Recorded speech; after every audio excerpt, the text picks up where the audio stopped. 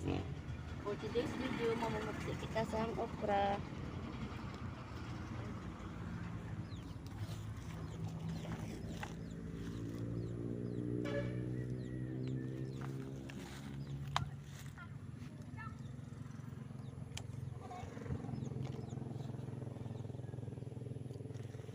Next, ang ganda ng okra na to guys kasi hindi siya nahuhubsan sang bunga guys. Hindi siya nahuhubsan. Sige na, tuloy-tuloy lang ang kanyang pamumunga. Tuloy-tuloy man ang ulam namin ng okra guys. Diba?